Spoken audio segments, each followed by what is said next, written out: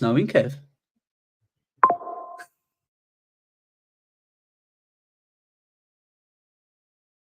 Hi, this is Bob Papa, voice of the New York Football Giants, and this is the Big Blue UK and Ireland podcast.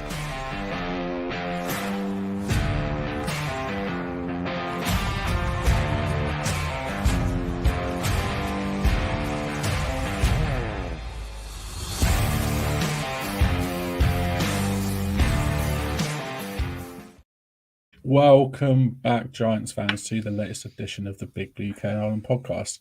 As always, proudly in association with Andy's Man Club, lads.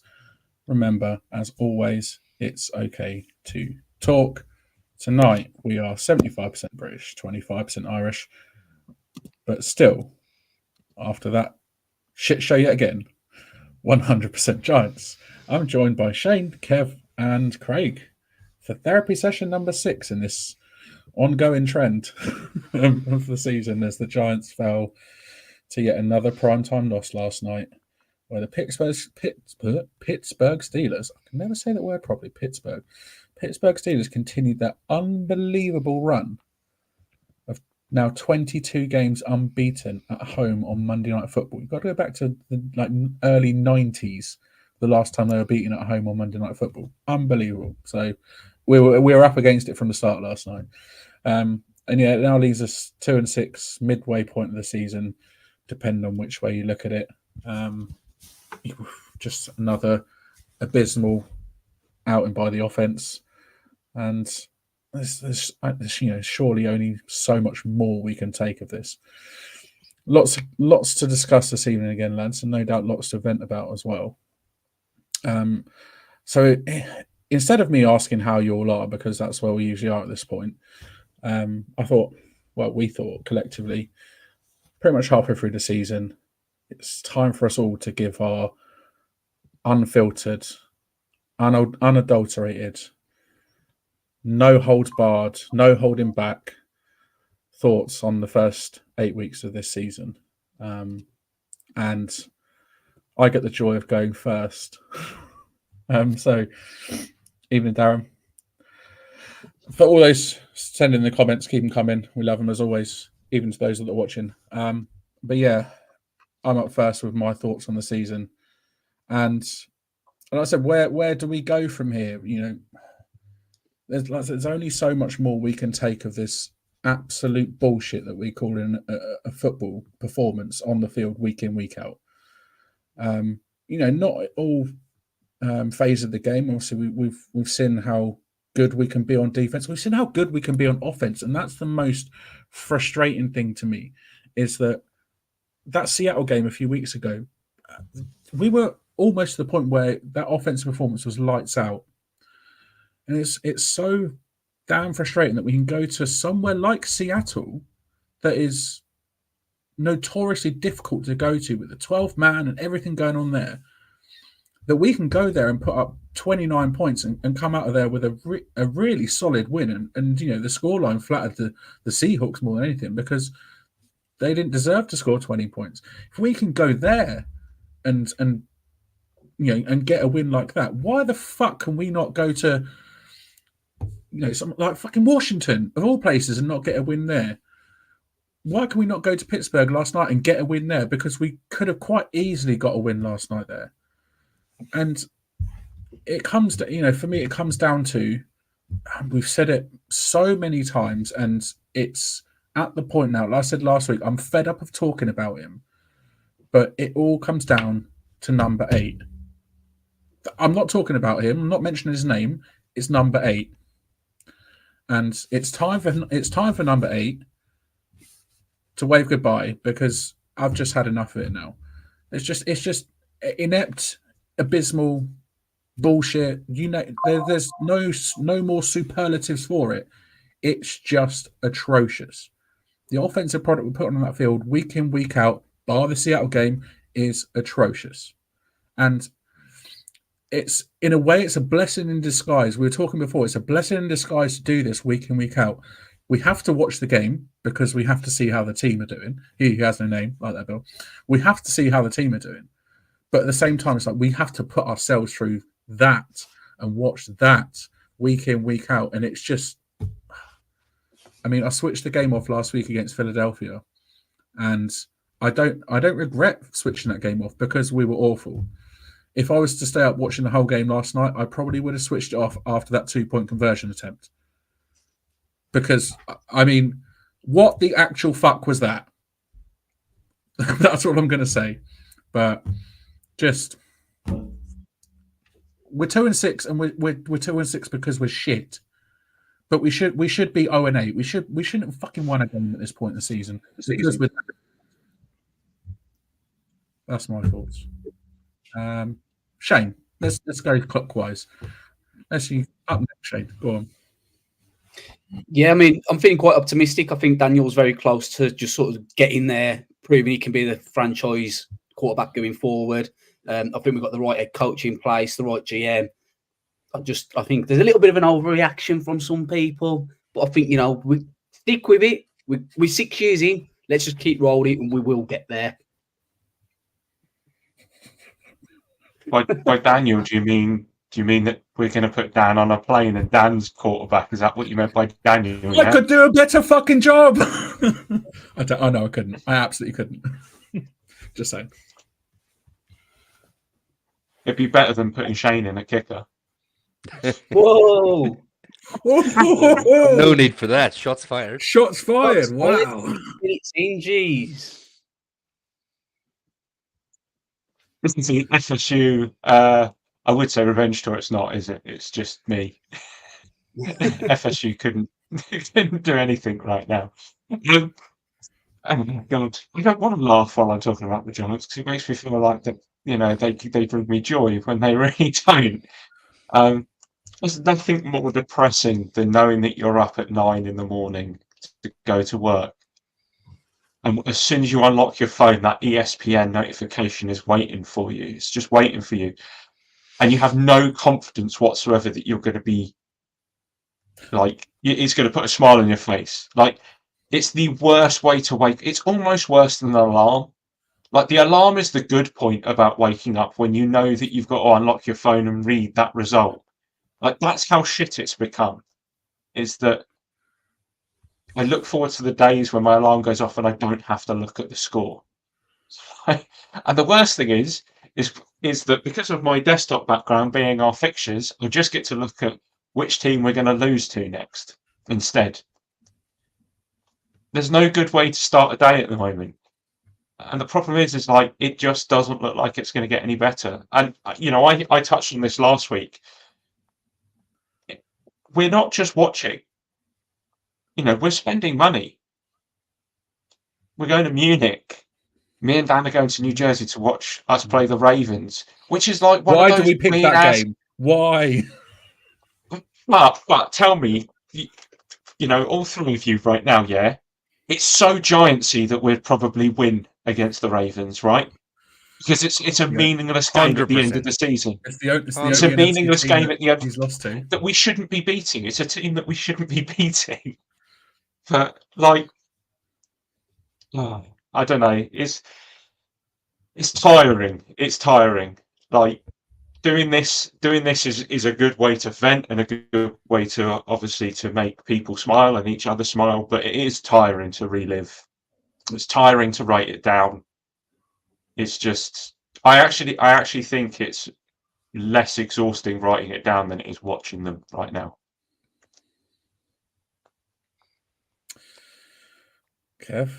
Well, where do I go now? I mean, the thing is, obviously, I couldn't stay up last night. I was off today, and the little one is on half term. So I woke up this morning with the little one, didn't look at my phone, left the phone to one side, came downstairs, got her breakfast, stuff like that, stuck the game on, recorded it last night.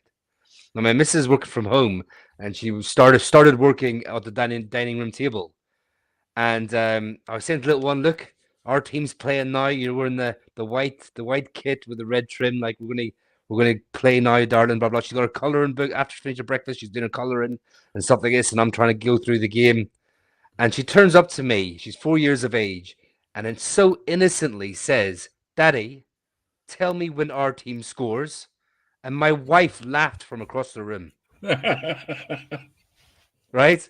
Because she knows the pain that we have been suffering for Yeah, not you're only gonna have this season, but like, and I just looked down at her and she looked so full of hope. And I had to say, not today, darling. I don't think that's going to happen today. But like, I mean, it's just that kind of sums up how it makes us feel at the moment. And you see people go off and there is overreactions. This isn't overreactions. Well, you see people going like being extremely angry and like, you know, just full of hate, right? It's not hate we've got. It's just bemusement and, you know, we're upset and we're just because we care so much. You know, we're not angry at people, although it is bordering that. But I mean, it's just we're gutted. Just I think that's a good word for it. We're just absolutely gutted. I mean, we believed in a lot that was presented to us every off season. But this offseason, we believed in a lot. And we talked ourselves into Daniel Jones being QB1. We did, you know, we wanted it to happen. And some of us look on the brighter side. And I'm a half full, glass full kind of guy. So that's where I want to be. I want to live in that world where I have hope. I don't want to be the depressed fan. But every week you have to come to realization that where can this offense take us? I mean, we'll get into certain things about offense and defense in a little bit. But there's some big questions need to be asked. This GM and this head coach, can they take us to where we believe we should be? Not winning Super Bowls every year, but contending for playoff contention every year. Can they do that? Is the quarterback that quarterback? Right? These questions, some of them are obvious answers, of course. Is the roster in a position that if one player was replaced, where would we be? Have the drafts worked? These are the type of things that we kind of need to like look at now and see where we're going before we make real snap judgments about should we sack Dable, should we sack Sheehan, and do we get rid of Daniel Jones? Now, again, the optimist in me thinks that they've been given the approval from Mara and the people above. So the head coach and GM, can they go forward with another good draft? Now, this draft we just had looked phenomenal. Some free agents look good. Bobby Okereke jumps to mind. Illuminor jumps to mind. Trading, we got brought Brian Burns in, who's a beast. So they're kind of doing things right. Some teams can turn around quickly. We haven't been able to do that. But can we move forward to where we want to be? I think we can. I think we need another good draft. We need depth. We haven't drafted or brought in free agents for depth, and we're getting found out. We're getting really found out. So I don't want to make excuses because this bit isn't about making excuses about how we feel. And I don't know, maybe I've still got that little bit of like my daughter's 4-year-old hope in my eyes, and I'm kind of like holding on to that. But this, I'm not going to lie, lads. We talk about every week. Doing this with you every week makes me carry on wanting to be a Giants fan, because if we weren't doing this, it'd be very easy to follow the Celtics, follow Glasgow Celtic, follow other teams. Do you know what I mean? But because we get to do this together, it really keeps me engaged. And yeah, I mean, like it's rubbish being a fan now, but we're not the only fan base who's been rubbish and come back, or was good and has been rubbish. So we can't go like poor old Giants fans. Look at us. Loads of fan bases go through it. I believe it's about getting through this together now, us four and everyone who watches and listens to this podcast. Amen. And yeah, there's a lot of those questions that need to be asked of the coach and the GM, and I'm sure those questions will be asked at some point. But one thing I just want to add to before we sort of actually get into the review of the game is that I stayed up till halftime watching the game last night, and obviously the score, it was a tie game at halftime. It was 9-9. I went to sleep. I full well knew when I woke up this morning, when I opened my phone, that it was going to be a Giants loss. Not a single part of me went to sleep thinking Giants can win this game. I'm going to wake up and I'm going to see a win on my phone. No, and that's where we're at with this team. We know this team's going to lose. Chances are they're going to lose week in, week out. But it doesn't get away from the fact that we still love this team and we will still follow this team and continue doing this throughout all these horrendous downtimes that we're going through, because eventually, surely, it will come good, right? Is that the optimist in me? Well, just kind of off the back of that, I've got a question for you then. Tell me something that gives us optimism for next season. Let's look at next season already. What's the what has happened this year? And we might as well just go in the same order. So start with you, Dan. But what's the one thing this year that's giving you optimism for next? Malik Neighbours. Okay. And the rest of this draft class, but Malik Neighbours. Yeah. I mean, I'll run it through quickly because I did make a point of this in my notes, and things to be excited for in 2025. We have an elite wide receiver, in my opinion. Get rid of a little bit of the dropitis that he seems to be suffering from at the moment, but he is an elite wide receiver, in my opinion, in the making. A starting to good running back in Tracy, I think, will be phenomenal. Not upper echelon, but I mean, he will be a good, serviceable running back in this league. A freak tight end that just needs a little bit more development, that kind of flashed at the weekend there. And, we've got an elite right tackle, elite left tackle, solid right tackle, and a good quality starting center, in my opinion. And that's a good recipe to build an offense around, in my opinion. Shane, what about from a defensive standpoint?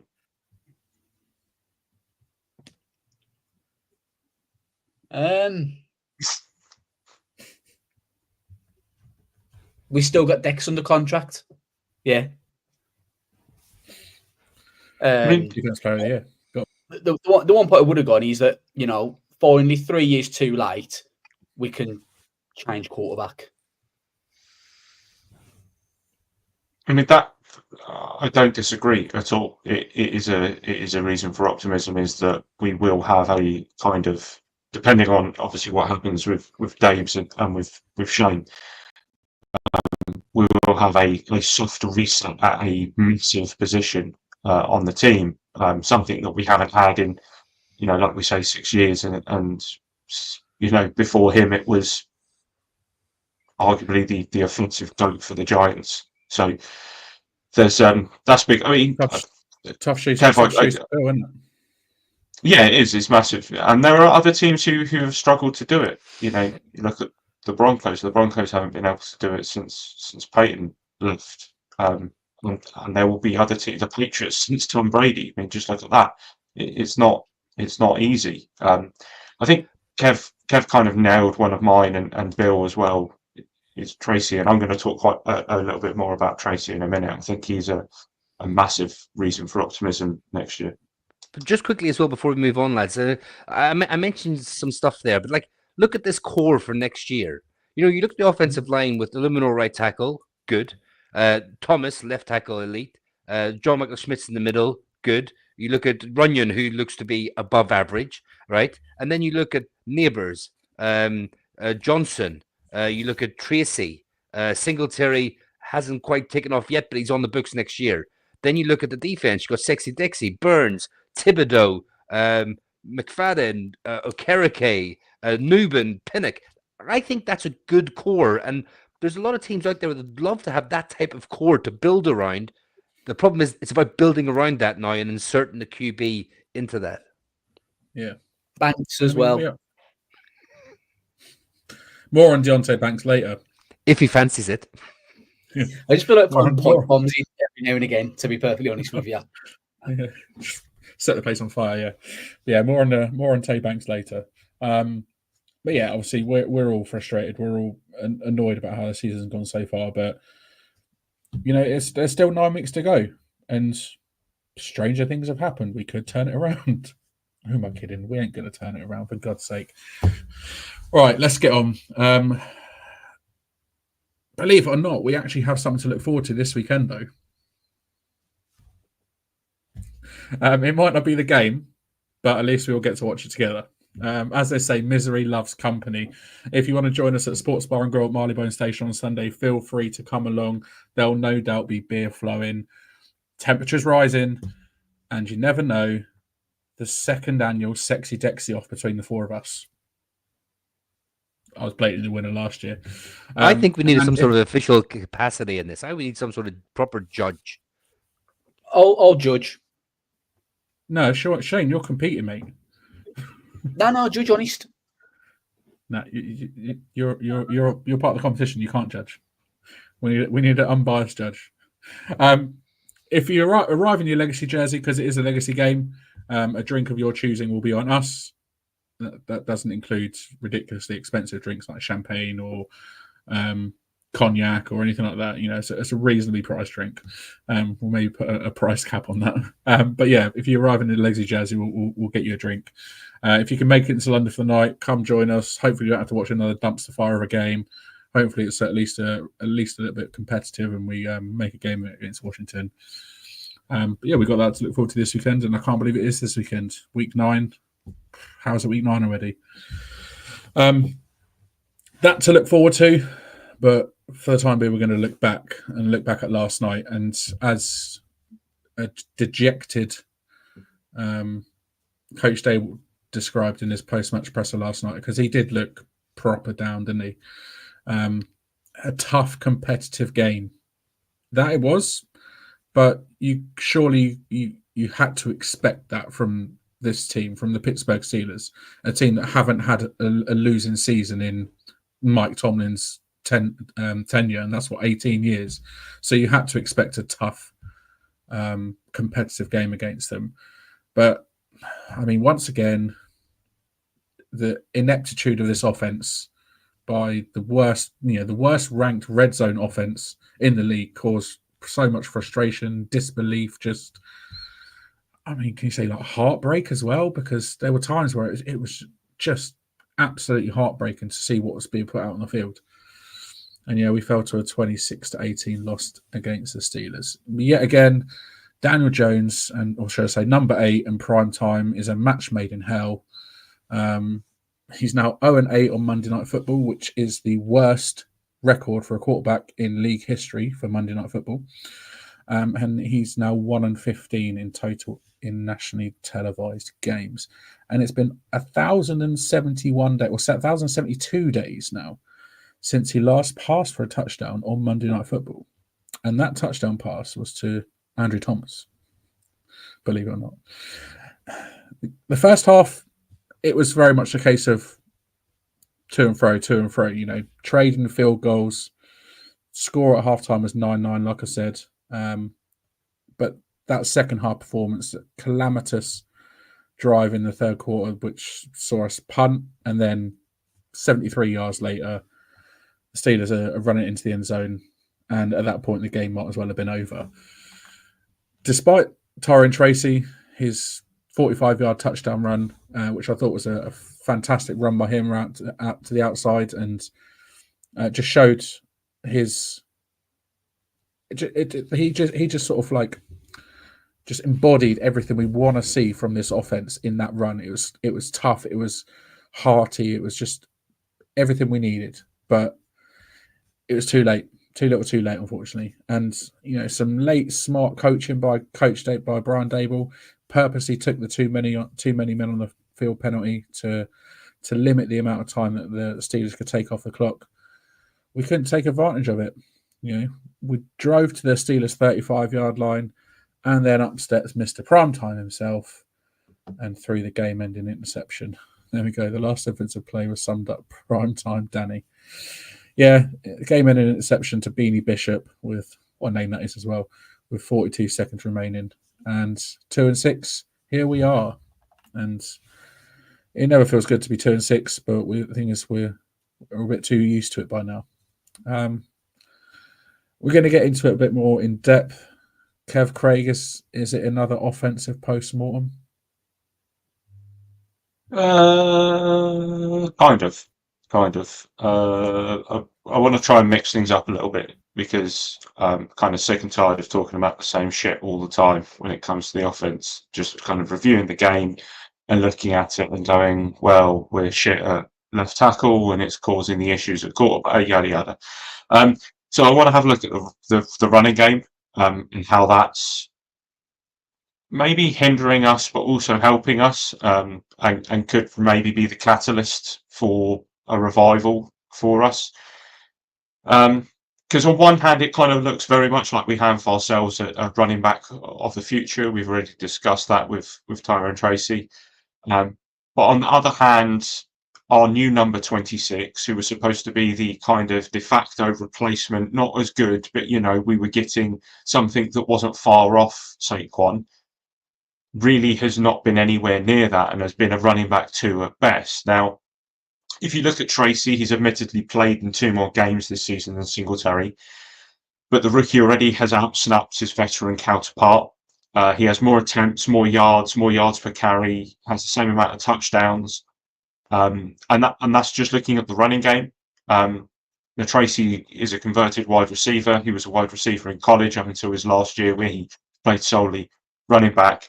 And you can kind of see the smarts there as well. You know, he's been much more effective catching the football than Singletary has. He's got more targets, more receptions, more yards per reception. So, you know, pretty much a running theme there with the fact that we've got a rookie who's come in Tyrone Tracy, who maybe has performed how we expected Eric Gray to perform last year. Then again, Gray was behind Breeder. In this sense, Tracy has come in and been the de facto number 2 pretty much from the start. Now, I know that Singletary's coming back from an injury with those 2 weeks off, and he's only had 2 games since, but he's clearly running back number 2. He's clearly lost that during that time. I know that a lot of coaches say that players don't lose their starting position based off injury, but I think that Singletary clearly has. He's going to have to accept a backseat role because that's what he's got. And if you actually look at his numbers since his return, he's barely got any snaps, barely got any touches, and he's averaging 3.5 attempts per game. If you look at the first 4 weeks, he was averaging 14 attempts per game, which is still shit. I mean, the fact that we can't get a running game going, and they're the kind of snap counts and attempts, it is disgraceful. But that pretty much shows exactly the difference. Now, it's kind of ironic because it's almost the flip of what happened last year to Singletary at Texas, where with the Texans, he was behind Damon Pierce to begin the season, was getting the lower snap count, but then kind of took the lion's share for the rest of it. So maybe Singletary's getting a little taste of his own medicine there and what he did last year. It does show that Brian Dable's not afraid to make a change, albeit at the running back and not the quarterback position, but it's something. You know, in the offseason, the Giants signed Singletary to a 3-year, $16.5 million contract, reunited him with Dable, who was his offensive coordinator at Buffalo, but it hasn't worked. It really hasn't worked so far for him, whether that's this new revamped defensive line or getting used to a new offensive scheme or what it is. It just hasn't clicked. Now, unfortunately, as we've kind of touched on already, Tracy left the game in the 4th quarter with concussion, so it looks like on Sunday we're going to be back to the Singletary experience with Eric Gray backing him up, and maybe it's a time to pull up turbo and see if he can do something as a third running back. But Dan, I'll sort of come to you first on this one. Do you think it's fair to be disappointed in Singletary's output this season, considering what we thought of him, which was that he would be a de facto Barkley replacement, albeit maybe not with the same burst and the same contribution? It's a good question. I mean, looking at Singletary's numbers, they don't scream RB1. You know, let's not forget. Obviously, he had those 2 games off injured, which on the scheme of it, it was almost a calendar month he was away from actually playing the game. But in that time, Tyrone Tracy rightly earned himself that RB1 position because he impressed while Singletary was on the sideline. You know, look at the Seattle game, for instance. He looked absolutely stellar in that game, and I think he looked pretty damn good last night too. I think his touchdowns Singletary's touchdowns in back-to-back weeks against Washington and Dallas, obviously they came in games we could have easily won both. Had it not been for Washington's kicker, and he was only 5 yards, he was only 5 yards short of posting a 100-yard game that week as well. He had 95 yards against. Oh no, sorry, it was against Cleveland, not Dallas. But obviously, coming back from injury, yeah, he's had that groin, and Tyrone Tracy has rightly earned that number one position, I think. And yeah, obviously, injuries don't necessarily stop a running back from potentially coming back in and picking up where he left off. But maybe it's the nature of the injury. Maybe it's the fact that it is a groin injury, and groin injuries tend to be quite niggly, especially for a position like running back where you're so dependent on your legs, and that maybe not necessarily able to cut as well as he could do, or whatever. But he struggled to since come back from that injury. He's getting 4 yards a carry, but yeah, he's been limited to 7 snaps, or 7 carries across the 2 games, should I say? We were looking for him to be a solid replacement for Saquon, because we never expected to get somebody like Saquon back in until we found a number one. I'd say he was solid up until the point he got injured, because he had some fairly good games. But I think now we've found our new number one. He's going to have to take a back seat and get used to being number 2 until this weekend, when no doubt he'll be back on the field, taking the majority of the lion's share of snaps, because Tracy's in concussion protocol. So yeah, it's going to be it'll be an interesting one at the weekend to see what Singletary does if he is indeed RB1. Jay, what are your thoughts? Are you disappointed with the output on that Singletary's put through this season so far? No. It's kind of what I expected. I'm disappointed in the contract that Joe Shea gave him, if I'm completely honest. And I'll stand by that. I think that it was a panic signing. If you think back to Hard Knocks, I don't quote me on exactly what was said, but I'm pretty certain Joe Shane said that the running back market was fine and we could probably take one a bit later on, and we ended up giving a contract to Devin Singletary. I think it was on day 2, so it was a very quick change of mindset from Joe Shane. So I'm more disappointed in the contract he gave me, because I don't think Devin Singletary is anything special. I also don't believe that he was their number one running back free agent that they wanted either. Obviously, there was them conversations not too long ago in regards to Josh Jacobs turning down more money from ourselves, apparently. Whether that happened, I don't know. I see no reason as to why Josh Jacobs would lie, if I'm honest. It's just one of them contracts where I think, you could talk a lot about the good things that Joe Shane's done in regards to, Illuminor and Bobby Okereke. But then it's a contract that he gives to Devin Singletary that makes me think, well, you're kind of cancelling it out, basically. So a fair point. Kev, obviously you've got your sort of rundown on your thoughts on the offense. Do you want to fire through those? Yeah, just a couple of quick thoughts. I mean, just talking about Tracy, I thought he was outstanding this game. On 20 carries, ran for 145 yards, a touchdown. A 45-yard run touchdown was class. He showed good speed, good burst, good patience. He's just sort of like every week growing into the role. So such a shame to see him get the concussion this week and him to miss out. Really, really gutted for him. Just quick note on Daniel Jones, because we have to talk about him. He's a QB. What did he go? 24-38 for 264 yards and that interception in the final drive.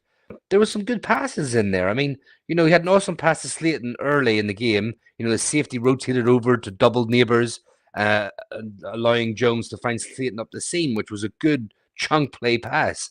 That pass up the seam again to Johnson later on was, that final drive was like, was a great pass, and probably a pass he would normally throw, but he threw it and Johnson went up and got it.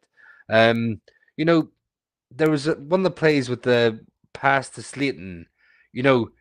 Slayton went up, Slayton beat his man right on the line of scrimmage and was open, and Daniel delayed it to make sure he was open, and by the time he found him, the defender came in on contact catch when he caught the ball and dislodged the ball. Like, the thing is, Daniel Jones has never done this, right? Everyone says you need to throw with anticipation. If it looks to me that Daniel Jones needs to be 100% sure, if he snaps the ball, he needs to be 100% sure of what's going on before he will throw the ball. He never kind of throws people open or throws into windows where people are going to be. That's why we never get a lot of down the field throws with yards after the catch, because he's usually hitting people straight on or hitting people. They have to slow down for the ball to get to them. And I just wish he would just anticipate a little bit more and actually throw into people's running lanes. You know, I don't know what else to say, but I mean, like that fumble recovery, he admitted that he should have moved the tight end over to the right side to help Chip before Watt played, and Watt obviously had no one there and beat the tackle, the Luminor, and got him there, And on that, Eli Manning called it. He did called yeah. that on on like, the Manning cast.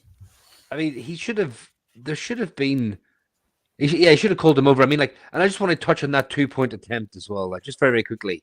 Like, what was that? I mean, I'm not saying it was a bad play call, or I just think picking a play like that on the road in a hostile environment where it's so loud, and for everyone not to be on the same page was criminal. Like, they snapped the ball and the whole offensive line stood still and did nothing, allowing Highsmith just to come through and hit neighbors. It was just, and like, that's the angriest I've ever seen Daniel Jones. Like, his reaction to that, he was really, really angry. I've never seen him like that at all. Like, and then just touched no line. I mean, no line was bad. Hubbard got beat a lot, but what do you expect coming in off the street? And you need to put in help. You need to put in tight ends to chip or keep them in as blockers, as a sick offensive lineman. I mean, why can't we, in theory, bring in Evan Neal, and stick him at tight end and keep him in blocking, essentially? Run blocking was okay, but I think that was more to do with Tracy making plays than the offensive line doing too much. I mean, the penalties were a killer, like loads of penalties. It was so frustrating to watch. The amount of laundry on the field was ridiculous. I just touched about receivers quickly as well. Neighbors and older receivers catch the fucking ball. Like, when the ball's thrown at you and it's catchable, doesn't have to be like a perfect throw. Catch it, bring it in. Like, help your quarterback out, help your offensive line out. I mean, bring the balls in, catch the passes. They're a little bit tricky, but an NFL receiver should catch. I mean, Neighbors went for seven receptions for 71 yards. He was very unlucky with the potential touchdown catch. He got 1 foot down, and as we all know, in college that's a touchdown, but in the NFL you need both feet. Shout out to the Steelers wide receiver Pickens. Not the same foot twice, but you need both feet down when you go up to catch the ball. I mean, and the, what was it? The rare Manhurts touchdown pass. Like, I couldn't believe that happened. That was phenomenal. He actually trucked the defender over, and it got called back. And I was like, what's going on? Neighbors is in motion. He's in motion, so he's allowed, you can snap the ball when the player's in motion. And it wasn't until like during the day that I was like, what happened there? Because at the time when I was watching it, I was effing and blinding. I mean, my 4-year-old's picked up a lot of words today that she probably shouldn't have picked up, to be fair, when I was watching this game. But like, so, and I was like, that's not a penalty. Like, that's not a penalty. And when I looked into it and read up on it, Neighbors, when he went out to the left wide receiver position, he never set then. He literally jogged out and jogged back. Now, all 11 players have to be set for a second. So he basically, when you line up, you set. Then you can motion and snap the ball. He jogged out, never set, and jogged back across again to Egypt. Like, these are simple mistakes. Like, you can't make that mistake. Like, that's exactly what it is. Like, so seeing that then realizing was like so frustrating. I mean, Slayton with 4 catches, 108 yards. I thought he played well. Slayton's a good wide receiver, not a great one, not a number one, a half decent number 2. Johnson, tight end, 3 for 35 yards, 2 lovely catches. I talked about the seam pass before. He's an absolute animal. Throw it up there. Daniel Jones, that was the type of pass we want to see him make more often. Now, Daniel Jones in quarter 1 wouldn't throw that because it's too much of a risky pass. But when the game's on the line, he actually tried it there. Perfect pass, perfect catch, the chunk yards. We need that Daniel Jones all the time, but we don't get that. And we're never going to get that. So there's no point in hoping for it, no matter how much we want to. And just a note as well, Hyatt didn't play 1 snap this game. I don't think he was injured, just didn't play one snap. But before I stop ranting, because I know I'm ranting a little bit, right? I have to talk about the offense that led to the special teams touchdown for the Steelers. Now, right, like first of all, the punt return for a touchdown was so frustrating. Like that is, as a special teams unit, you don't want that. But the Giants got the ball in their own 26. Now they had a 4-yard run, then they had a 5-yard penalty, followed by a 5-yard penalty, followed by a -6-yard sack, and then they on third down they did a 5-yard run, resulting in them having to punt it and result in touchdown. So it's just like we're making our own bed. We are doing this to ourselves, and we said it before in the podcast. Bad teams find a way to lose games. We are a bad team. We are finding ways to lose games. Although I do think it was roughing the kicker, but we don't get these calls. I've said it before. Now, I just want to ask you boys, just quickly, talking about Neighbours specifically, like, he had a couple of drops in this game. He had a bad drop against Commanders, which sealed that loss for us. Should we be getting worried about these type of drops persisting, or do you think it's just down to his frustration and lack of concentration in this stuttering offense? What do you think, Dan? I mean, we should be concerned about drops across the board. I think not just with Neighbours. Obviously, it's not great that your number one receiver's dropping. I think he's got 5 drops on the season now. But for years we spoke about Evan Engram and how he couldn't hold on to a ball when he had butterfingers. Well, 16 drops in 8 games says that our whole wide receiver room has butterfingers so far this year. So I think we're tied for second in that category behind, I think, Cleveland. So it's definitely an issue. It could, there could be all manner of things behind it. Is it the quarterback? Is it the receivers themselves? Is it the fact that opposing defenders are good enough in coverage to put them off? Whichever way you look at it, it's poor. It needs to change. I said, but those 5 drops Neighbours has had so far in the season, to be an elite receiver in this league, you can't be dropping that many passes. 1, maybe 2, but 5 through 8 games or 6 games even. You obviously missed 2. Is not great. So yeah, something needs to change big time.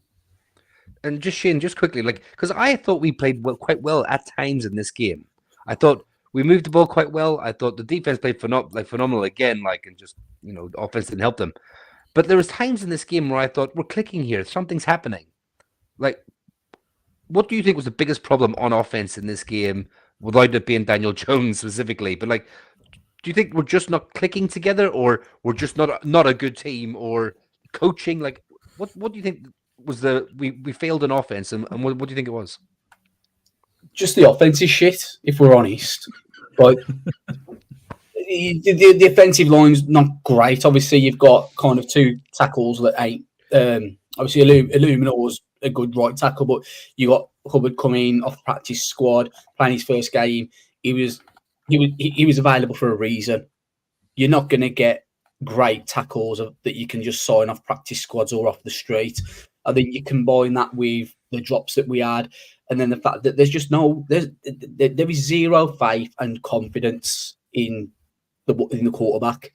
I'm not being funny. If he threw me the ball, I'll be thinking, "Oh shit, he's actually throwing it to me," and then boom, the ball's been dropped.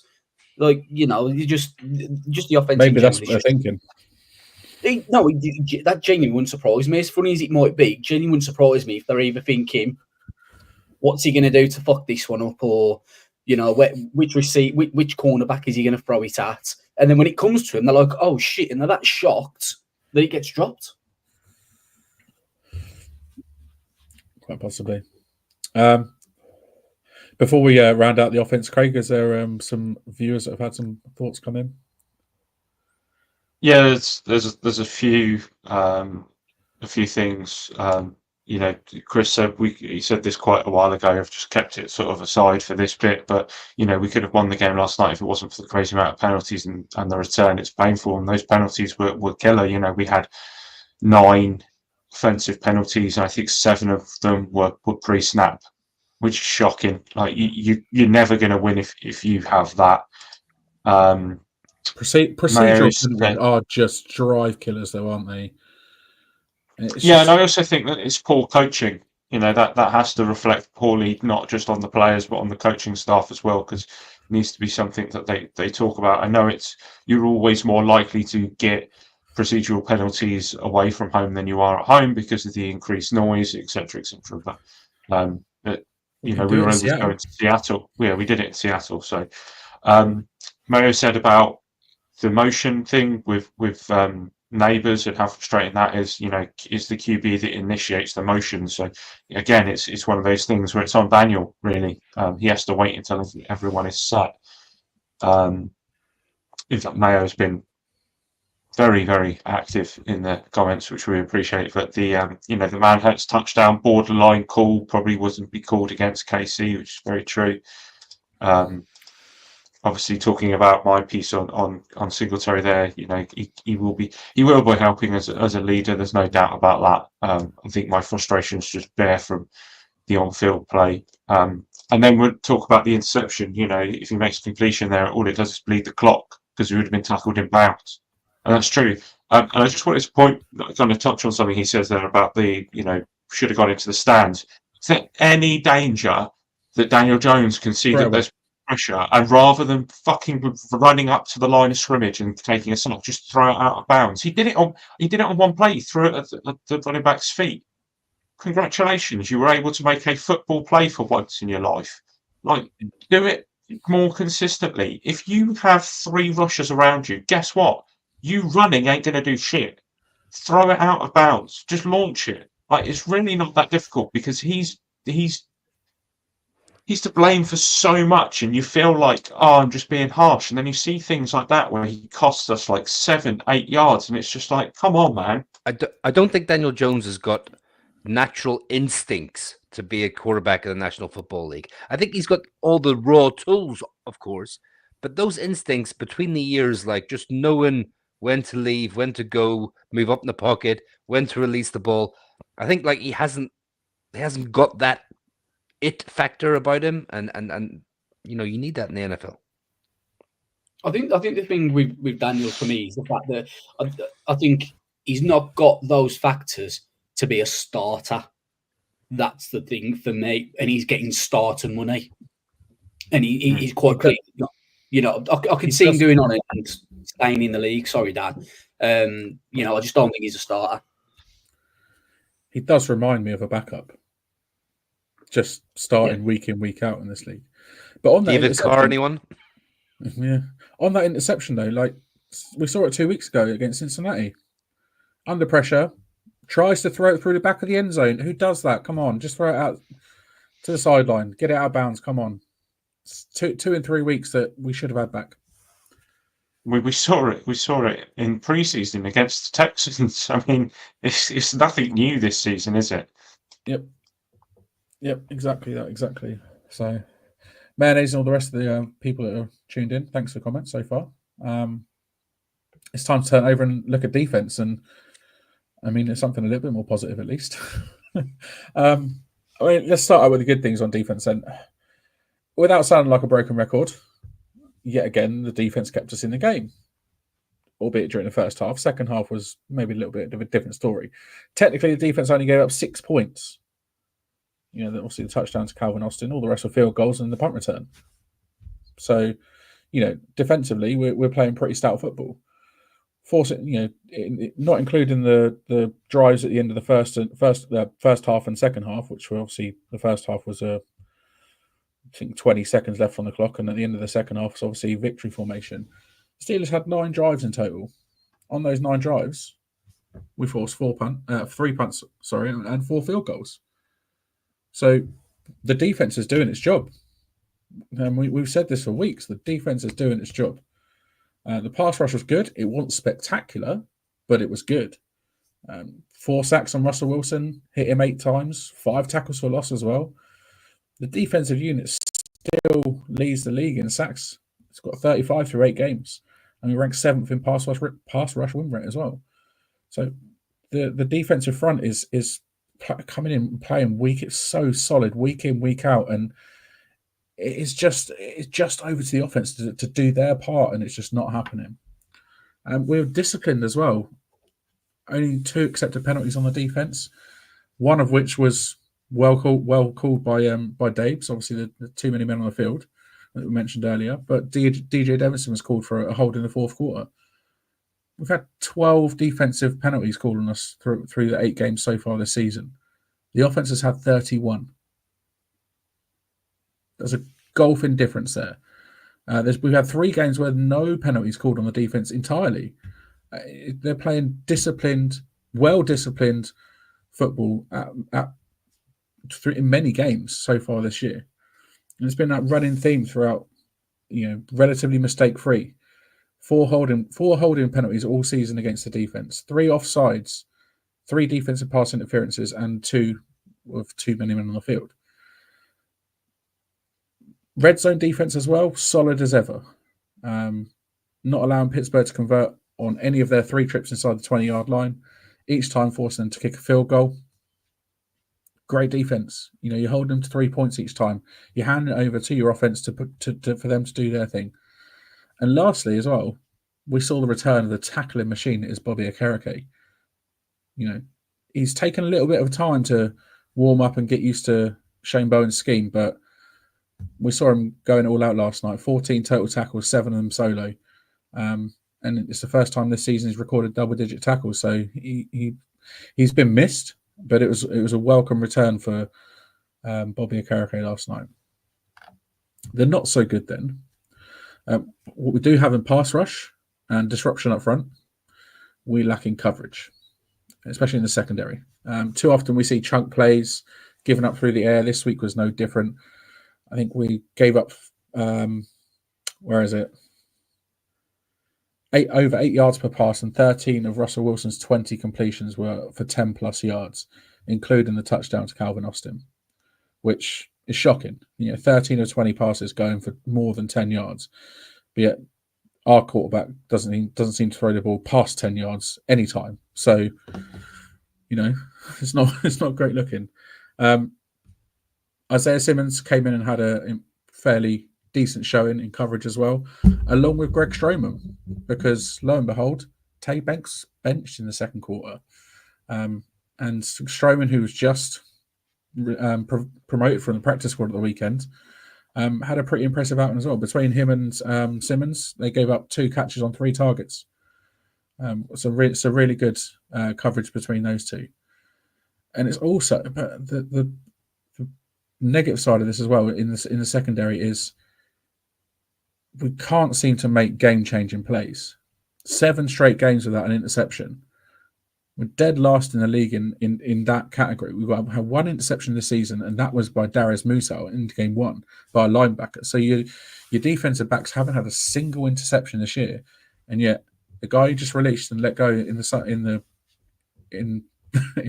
off season, Xavier McKinney, got his 6th this season at the weekend. Was it 6 or maybe 7 or how many he's got?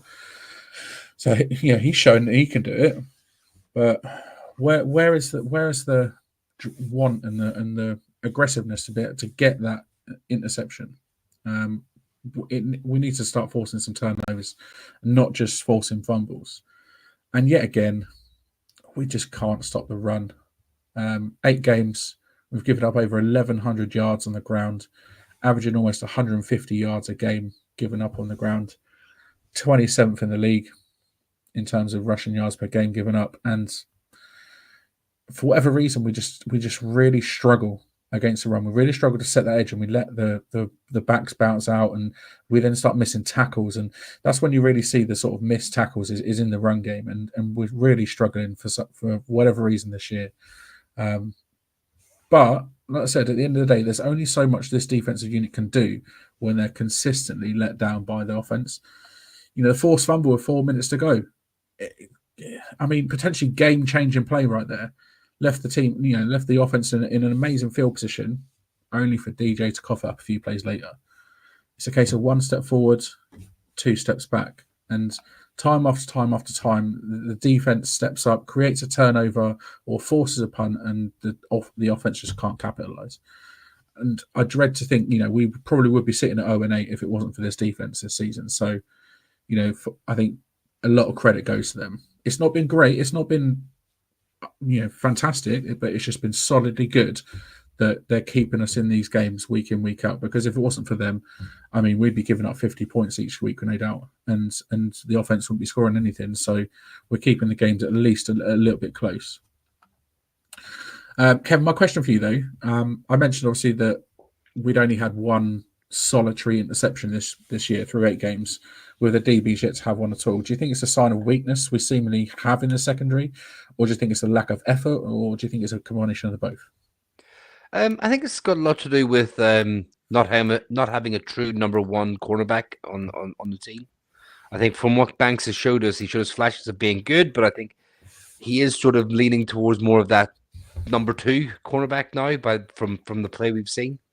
I think also, Pinnock, having a safety, Pinnock is good, not great.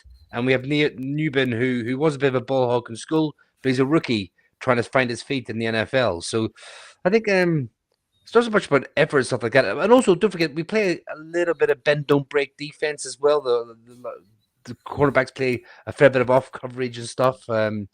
They give away a lot of yards to wide receivers. So I don't think it's an effort, or anything like that. But I guess a few different factors. I think we are missing a bona fide lockdown, shutdown number 1 corner. Yeah, I think we are. I think we are too. I think we're really lacking that. Okay, we see so much aggression up front with the best sack unit in the league, 35 sacks so far. We don't see that reflected sort of in necessarily the aggressiveness in the secondary. Is it coaching, or do you think there's something deeper that we're missing there?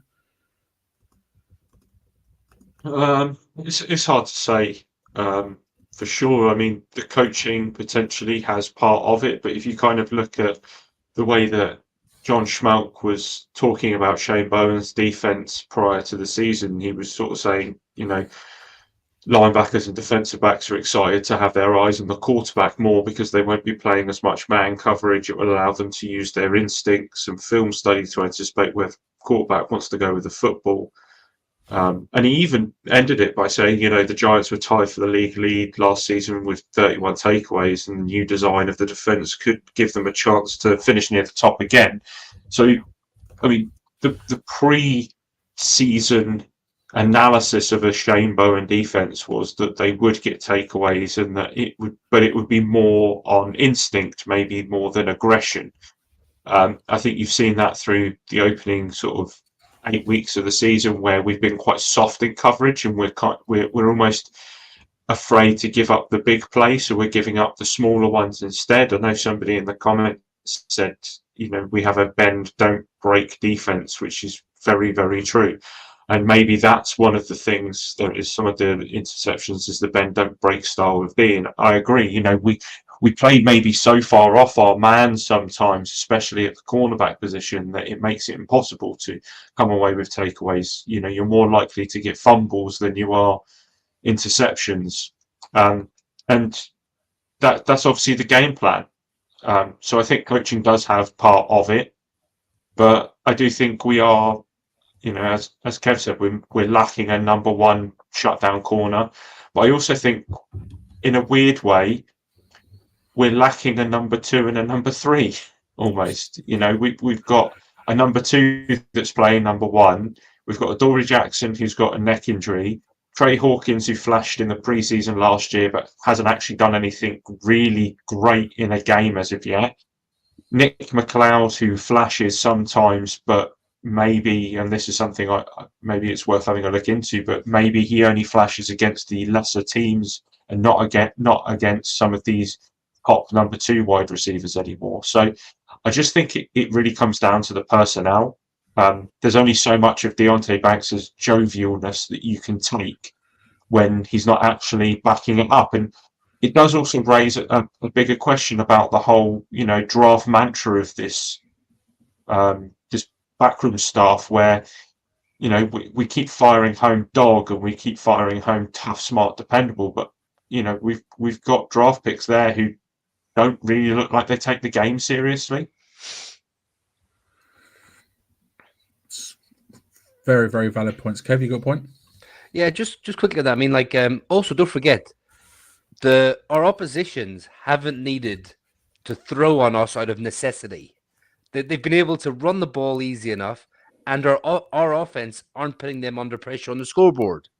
Like, I think someone put in the comments earlier, we've held everyone to under 30 points because they haven't needed to go above 30 points because our offense isn't doing it. So they're not throwing out of desperation where the passes might be a bit more off and stuff like that. They're able to take the easy throws, but run on us a bit as well. So, I mean, they have to take that into account also. Yeah, very true. And I think it was Mayonnaise made a point in the comments about Banks. Craig, bring up, for all the bad for Banks, he did well on the Pickens play. The amount of DBs that don't use the force out in the end zone, at least he showed some effort there. He did, and it was a great play by him. But incidentally, that was the play that made Davis decide to bench him because he showed lack of effort. So by not trying to make a play on the ball as well. So you can look at it one or two ways. But it was a great effort. It was a good play by him to save the touchdown. Agreed, but he could have done more essentially. But for more on Tay Banks and his defensive thoughts, I'm going to hand over to Shane. So over to you, mate. Yeah, so all I want to do is just kind of make it a little bit of an open forum, more than anything else for you three and for the live listeners and the live viewers. So the first one I want to touch on is obviously the Deontay Banks benching. Now, obviously, it got mentioned last week in terms of his lack of effort, and I just wonder what your guys' thoughts was on the benching. He got benched last night. Was it too late? Should it have happened last week? Would you bench him next week? I mean, I think for me, the key thing is from the comments that he was asked about in regards to him getting benched. The thing that really, really pissed me off, he held no accountability. He said nothing along the lines of, "Yeah, I've got to do better. I need to work on it. I need to watch the tape, and I need to see where I can improve." That is a much better answer than what I think he did was something like, "Yeah, I'm not too sure." Wasn't it like, I was cool with it or something like that? Yeah, coach told me to be ready. Like, no, you're a first round pick who's just been fucking benched. Hold some accountability. One of the big things that Dave's preached was accountability with this team. From day one, when he come in here, he says, "I want people that are going to hold themselves accountable," and he just didn't. I've got it here. He was asked about it, and he said, "I think he said it was missed tackles, I guess." Well, we don't want you to think or want you to guess. Fucking just be honest and own it. He didn't really tell me what was going on. He just said, "Stay ready, I guess." I didn't really think I was playing bad, but it's not my choice. Well, you damn right, it's not your choice. And I couldn't really give a toss what you think either, especially if you're not going to own it. So I just wondered what your guys' thoughts was on it. And Kev, I'll come to you first, and then any of the listeners that might have comments in regards to it. I know they have kind of discussed Deontay Banks a little bit already. Yeah, I mean, so my opinion is he should have been benched for the first season of this, first series of this game, and he should have understood exactly why he was benched. Like, as a coach, make no mistake. If I'm a coach, I am telling you, you are benched for the first series of the next game, and you will understand why I am benching you. I understand that he has a bit of a lackadaisical attitude, and he's like, whatever, he doesn't talk well with the media anyway. Like, he's not a very good person to get an interview from. But at least stand there and own it as well. Like, you're 100% right, Shane. He should know why he's benched. He should have been benched. Yes, it was far too late when he got benched. First case, I mean, what difference does one series make? We've been giving off touchdowns left, right, and center anyway, and we're not scoring any. So that's the perfect time to make an example. And I don't know, the kind of like wishy-washiness of it all doesn't quite sit right with me, to be honest. Should have been harder, should have been firm. First series of the game, you know why you're out. Bosh, send a message. Craig, do you want to see him benched next week at all, or is he back in as a starter for the Washington game for you? I mean, Dave's has already answered that question by saying he's a starter next week. I think it's the right decision. It's interesting because I spent a lot of time focusing on the offense for this game, just purely due to it being obviously last night and needing to get all the information for tonight. But there was a series of tweets by Dan Duggan where he was looking at some of the plays that potentially kind of contributed to this benching, and the fact that the benching is likely supported by his teammates, especially sort of some of the veterans in Dex and some of the others on the front side who obviously are playing lights out on the moment. But if you look at the plays that Dan Duggan was looking at, there's the Najee Harris hurdle where I don't think it's a lack of effort. I think he just went low, even with Dable screaming on the sideline, stay up, he still went low. I think that probably irked Dable almost more than the non-effort stuff, because he's like physically coaching him on the sideline, and he's either hasn't heard it or he's choosing to ignore him. I mean, he might not have heard it. It was bloody close to the sideline though, so I would like to understand how thick those helmets are and how hard it is to hear. I think the second one was on the touchdown. Missed tackle, wasn't it? Was it a missed, it was the missed tackle, Pickens, on Pickens. Yeah. Missed tackle on Pickens. You don't think that's a lack of effort? That's a missed tackle. That happens. He's not the only one missing tackles out there for this team or for any team. And then the third one, which was the one that I think Dex kind of questioned the effort on Banks for, was the sort of touchdown for, or was it the callback touchdown for Pickens? But I don't know. It's difficult. Like I said, we're not exactly blessed at that position, so he kind of has to start. And with the way that the offense is, we can't just give it touchdowns for the sake of giving up touchdowns. I think that's also maybe waving the white flag a little bit from a coaching perspective if you're doing that. So I don't agree with benching him for the sake of benching him. But he needs to learn, and he needs to learn quick. And like we had Luke on last week saying about, like, it's the other players that need to hammer that home to him, because coaches can only really do so much. Yeah. I mean, it's on that as well. I don't think it was through lack of effort. Looking at, like you said, those three instances that Dan Duggan mentioned, it wasn't lack of effort. I mean, what more can he do on that play where he's pushing Pickens out at the back of the end zone? He's running it in full whack, full force. What more can he do? Try and punch the ball out at the same time. What's going to happen to the ball? It's going to go out the back of the end zone anyway. So I don't necessarily see like lack of effort there, but you've seen it in previous weeks, so maybe it's sort of like a combination of things that's led to him being benched last night. But I fully agree. He should have been benched first series. Teach him a lesson. Obviously, Craig, you alluded to obviously having Luke on last week, and his comments about the veterans kind of not taking it now. Earlier in the week, might have been over the weekend or the back end of last week, I think Dex was asked about it or something, and Dex said something along the lines of, "Yeah, that's been dealt with. It won't happen again." And then we saw Brian Burns after the game last night saying some guys need to grow up. And then we also saw Dex kind of having a go. I think it was at the DBs on the sideline when they got to the sideline.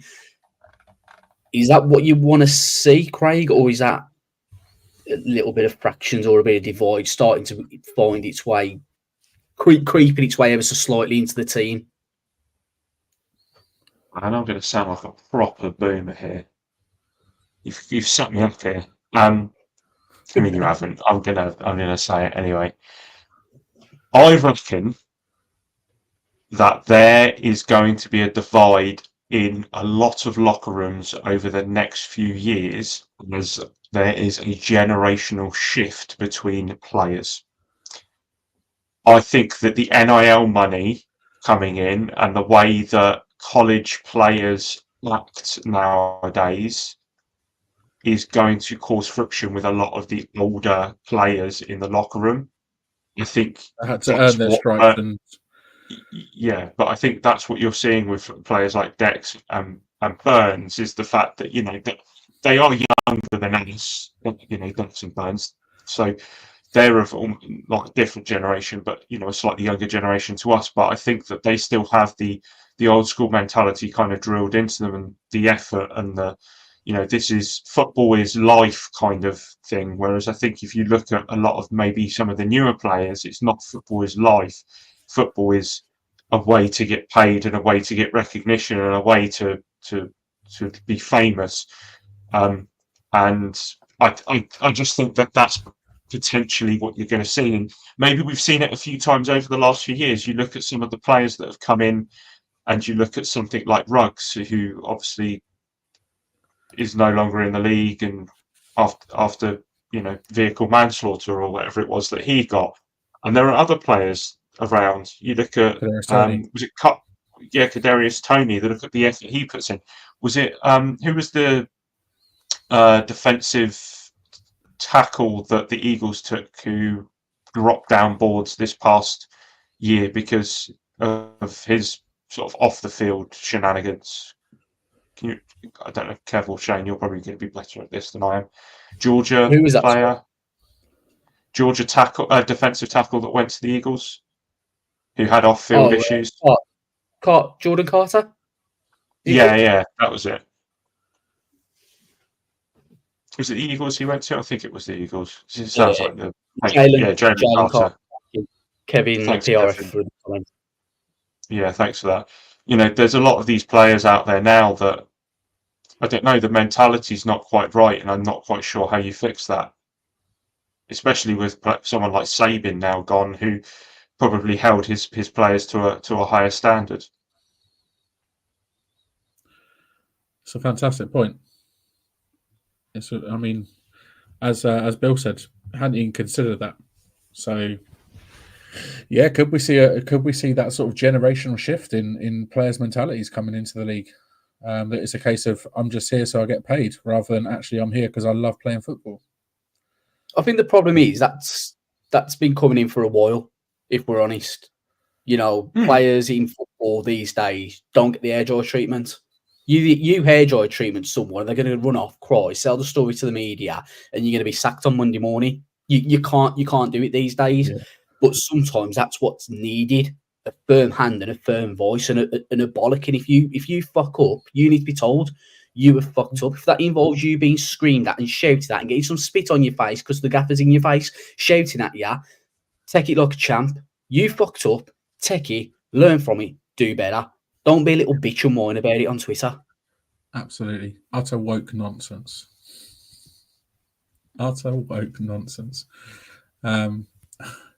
It's a fair point. Take it. Take it on the chin and learn from it. Don't just sit there and cry about it. Because at the end of the day, it's the fans that are the ones that are going to the game every week and paying their hard-earned money every week to go to the games. They're the ones that are pumping the money into the team and essentially paying the players' wages. So it's difficult. It really is, and it's not a given right that you earn money in this league. You're lucky to be playing in this league. You should thank yourself. Thank your lucky stars that you're in this league and earning the money you are, because it's the 1% of the 1% that make it. So you're very, very lucky to be in the league at this point. And I think Dex is absolutely right for being animated on the sidelines and having a go at the DB, because he is a role model and he leads by example. And if these defensive backs or whoever it is, I don't care who's having a go at. If he's sitting there having a go at Daniel Jones, and so be it. But he's putting the effort in, snap after snap after snap, game after game after game, year after year after year. And when he sees a lack of effort or a perceived lack of effort that he sees that somebody isn't giving, he's a team captain. You've got to expect they're going to give him a bit of a roasting. And I hope that he did, give Banks a talking to during the week in the locker room, away from prying eyes, because at least like he's done his part. Obviously Banks being benched this week probably doesn't help the narrative, but I hope that Dex has a word with him this week as well.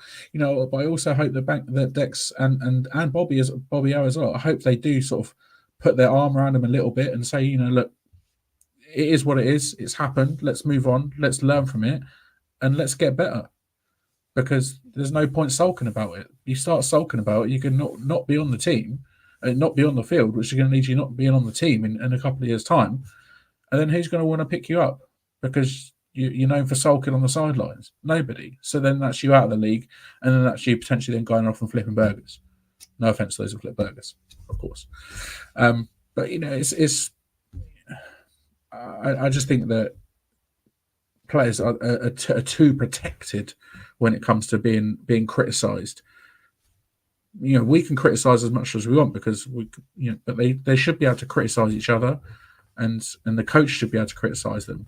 But when that happens, don't sulk about it. Just take it on the chin and get on with it, and improve as a player. And if you can't improve as a player, then see you later. At the end of the day. All right. On that bombshell, as it's another week of losing. We'll talk about special teams before we move on. Special teams, Craig, mixed bag this week. Yeah, we'll do it quickly because I'll be honest, I don't really care anymore about the game. I'm done with it. So yeah, obviously we allowed the special teams touchdown on the punt. We've covered that.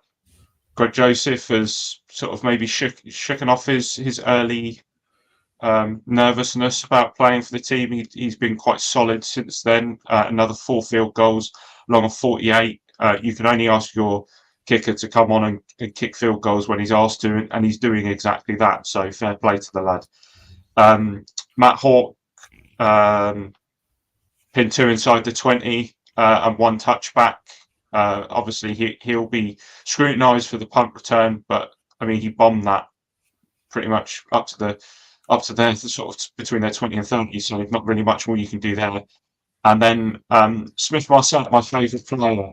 I love talking about Smith Marset. He actually showed up. Teams. Offered little in the punt return game but he only had 1 attempt. However, to be fair to him, and I'll hold my hands up and always be fair to a player who does perform. 4 kick returns for 123 yards, including a 47-yarder on kickoffs. Fair play. If you could do that in the punt game every so often, that'd be good, especially seeing as our offense can only get 40, 50 yards at best. That would be good, but credit where credit's due on that one. Yeah, man. I think apart from giving up the punt return touchdown, I think special teams had an all-round pretty good week, really. It's a game, yeah. Yeah. We still miss Gunner, though. All right, to finish off this week, as we lost yet again, like I said, there's no player of the game. So is there any questions in the comments from the viewers, Craig, or have we covered them already? No, there were a couple. One of them is time to bench Jones from Keith, which, I appreciate the comment, but I don't think any of us really want to talk anymore about Daniel Jones and when to bench him. He's going to be the starter this week. I think we just have to kind of like it and lump it until after the bye week, and I think that's when that decision is going to come home. But the other one, which I think is definitely more of a talking point because of how he's done, and Shane, I'll come to you first on this one, but do we re-sign Ojulari for next year based on how he's doing? Good question. Yeah, 100%. I think in all honesty, regardless of how he played this year, I'd have looked at potentially extending, just for the simple fact we still need depth at the end of the day. I'm not a cap expert in terms of what contract's good and not, but if you could time down to, the kind of number that sticks out to me is kind of in and around the 4 to 5 million a year over 3 years. I'd 100% do that. I'd happily do that. Like I say, it's not starter money, but it's very similar money to what Carl Van Nooy's got at the moment, and I think he's 5th in the NFL sack leaders. And 4.5 million over 3 years is what the once New York Giant Lorenzo Carter got when he signed with the Falcons. I think it was 2 years ago now. So if we could get Aziz down for kind of in that 4 to 5 range, it's a no-brainer because he's good as a pass rusher. And like I say, we do need depth, and it's better to keep a depth piece that knows the defensive scheme. Tim's just made quite a good point here, saying I don't see how you build a team if you trade away AO, so Aziz Ojulari, and DS as Darius Slayton, I think. But would you agree with that? They're both players who potentially could return, so it makes sense to keep them. Yeah, definitely. It all comes down to the price point, obviously. But those are the type of players I said before. Darius Slayton, he's not a number one, but he's a very, very good number two, number three wide receiver in this league. Definitely keep him on. I mean, Aziz Ojulari, she hit the nail on the head around that 4 or 5 million mark. Even if it's 1 year, a bit of a prove-it deal to come back again. If you could tie him down for a couple of years, I think, he's shown that he is a very good situational pass rusher in this league. Now, he hasn't been healthy enough or shown enough in the run game to be an every down edge in this league. But as a pass rusher, he's definitely got some tools, and he's showing that he could end up with 10 sacks when all said and done, depending on how long Thibodeau's out. So if we could get him back for around that 4 or 5 million range, that'd be a great bit of business.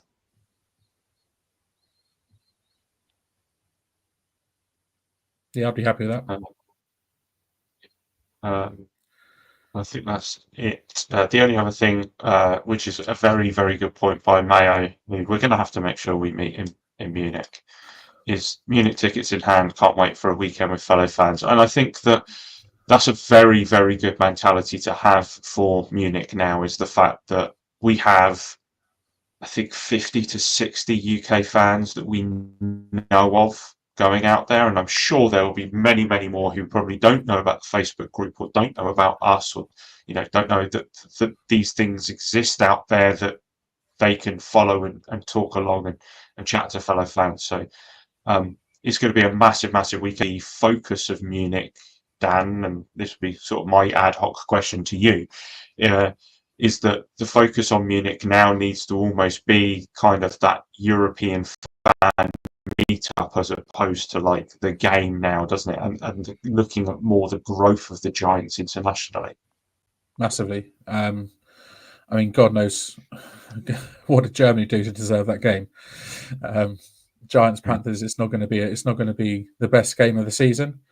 But yes, it's 100% about getting together with other fans, and I'm fully expecting the flights out to Munich on the sort of Thursday, Friday to be plenty of blue jerseys and NY logos across emblazoned across people's chests and things like that. So, and Tim, it will be a support group. Absolutely. There'll be plenty of us there. We're three of us will be there. And like Craig said, we know of at least sort of 50 to 60 people. If the chances are, that's hopefully going to be a drop in the ocean. Hopefully, there's going to be thousands of us making the way across to Germany. It'd be nice, but I don't know if it'd be that many. But yeah, it's going to be a great weekend just to meet up with fellow fans and just to talk Giants football, really. And another quick one now. We're asking now as the podcast.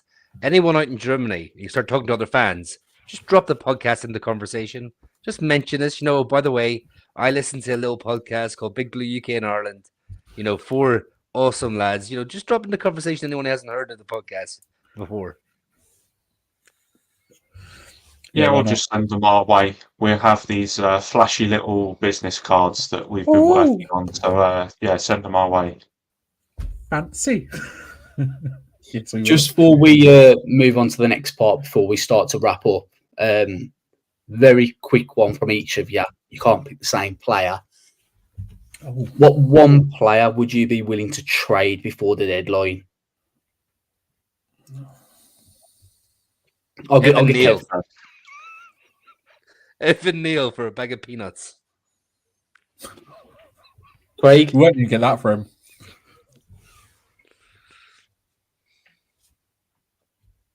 It's tough, isn't it? I mean, you can only really think of shit players to trade away because you don't like them. I can't say Smith Marset. That's bullying, Craig. So bad. We start a support group for Smith Marset. Carry on. I genuinely cannot think of anyone. I think you have to look at like the players that you're going to trade away is going to be the players that you get capital for. So Aziz. What price? Oh, it'd be a 4th, wouldn't it? 4th, something like that. And you trade him for a 4th?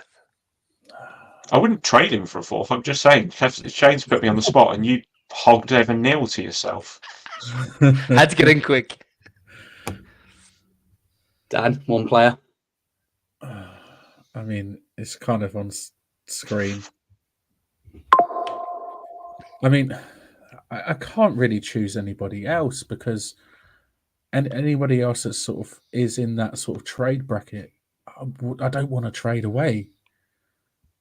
So it would have to be Daniel Jones, really. I don't care how much I don't care how much we get for him. I would take a bag of peanuts for him at this point.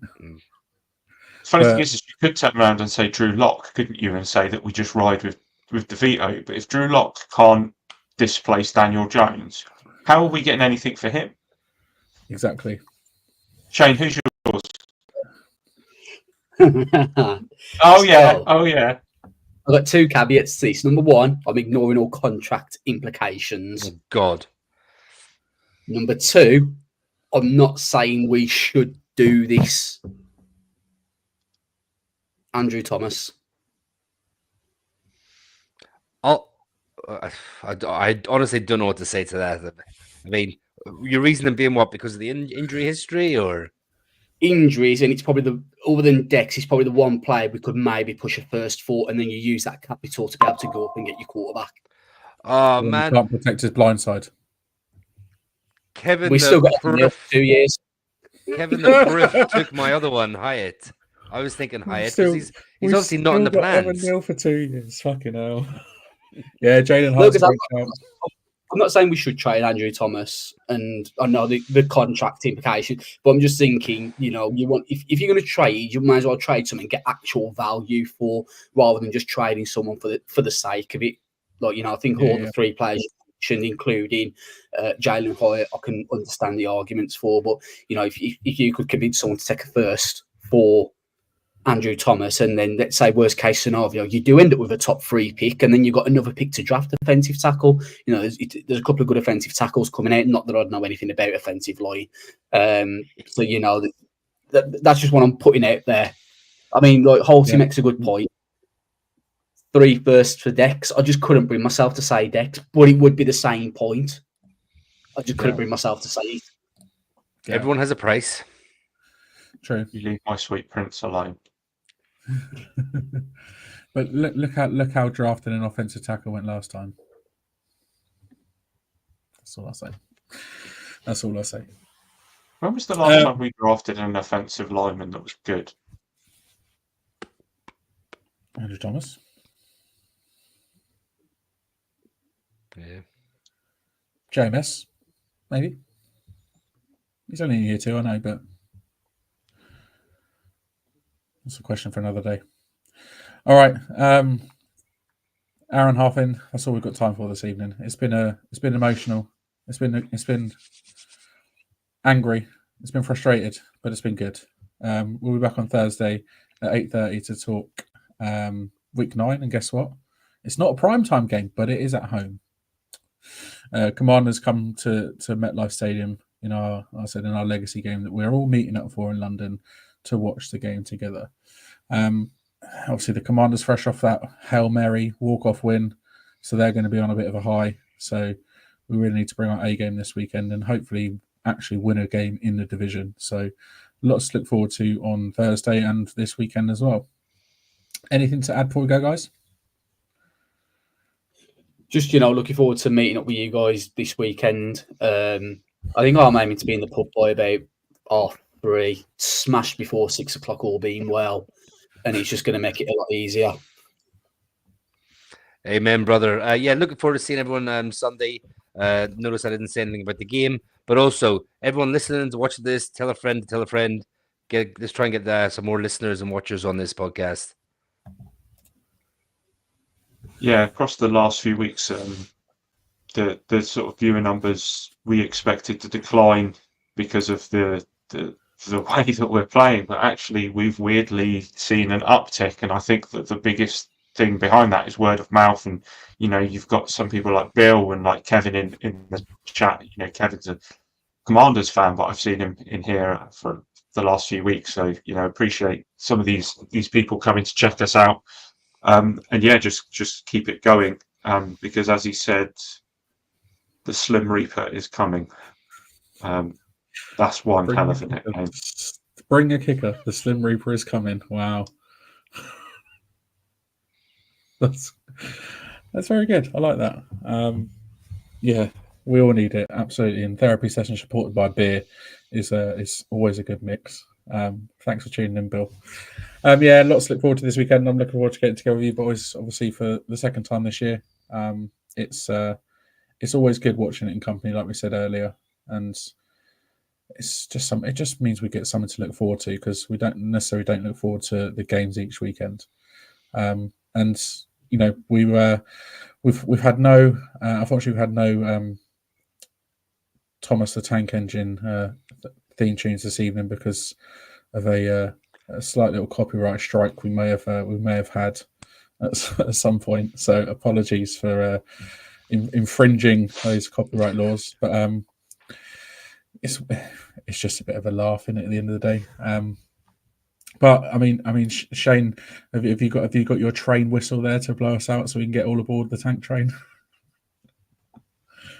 I mean, I have, but it is 10 p.m. of the night, and I might get a few angry neighbours if I start. And I once I start, I call stop. It's like a pop. It's like a box of Pringles. Once you pop, you call stop. Maybe we'll kick off the show on Thursday with a whistle instead. But no, obviously for those that are all tuned in this evening, we really appreciate the love.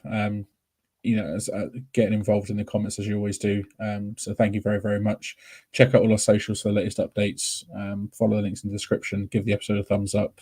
Give our channel a subscribe.